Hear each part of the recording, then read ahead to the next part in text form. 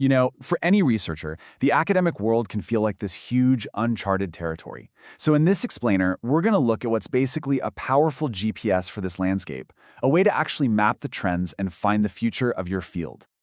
This look familiar?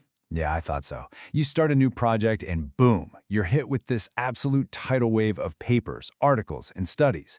It's a feeling we all know, just trying to find your footing when you're completely swamped by the sheer volume of information out there.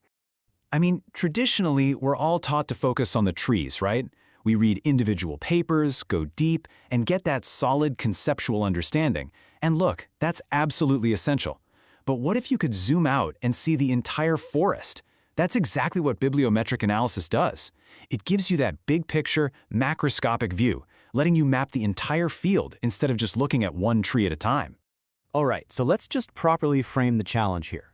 The core issue every single researcher faces today, well, it's simply a problem of scale. The reality is the amount of new research being published is just staggering, and it's growing faster every single year.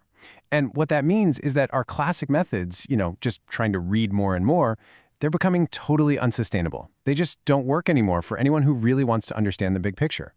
So, if the old maps aren't working, what's the alternative? Well, this brings us to a really powerful new kind of navigation tool for this ever-expanding world of research. And that's where something called bibliometric analysis comes in. At its core, yeah, it's the statistical study of publications.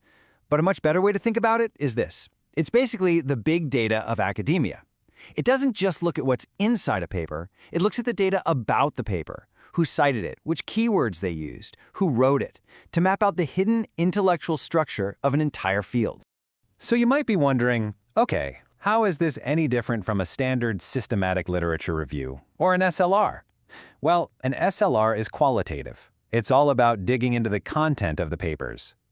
Bibliometrics, on the other hand, is quantitative. It's all about the connectivity between the papers. It's a completely different lens for understanding your discipline.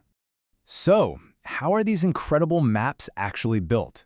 Well, it really boils down to two main forms of what you might call academic currency. First up, we have co-citation. The best way to think of this is as mapping the past. When two classic, older papers are constantly being cited together by new research, that's a huge clue. It tells you that those two papers are basically the foundational intellectual bedrock of the field. This method really reveals the historical roots that your own research is growing from. But this is where it gets really cool. Keyword co-occurrence. This is how we can start to predict the future. When new keywords start popping up together in titles and abstracts, let's say generative AI and quantum logistics in supply chain papers, that's like a flare going up. It signals that a brand new cutting-edge research cluster is forming. This is how you spot a trend before it's even mainstream.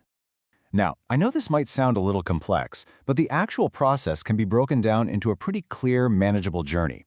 Let's think of it as a four-step expedition.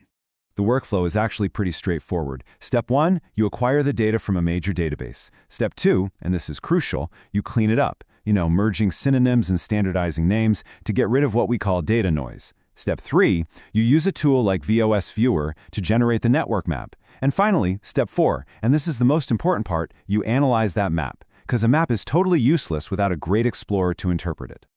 And that brings us to the ultimate payoff. I mean, why go on this whole expedition in the first place? To find the most exciting place in any field, the research frontier. Now, a standard map is fantastic. It gives you a static snapshot. It tells you what the main topics are and how they all relate to each other right now. But we can do even better. The next level up is the overlay map. This is where we add the dimension of time. So it doesn't just show you what the field is about, it shows you when different parts of it actually started to emerge. This is the absolute key to seeing a field's evolution in action. So tools like VOSviewer visualize this with color. Older, foundational topics might show up in blue. More recent developments might be in green.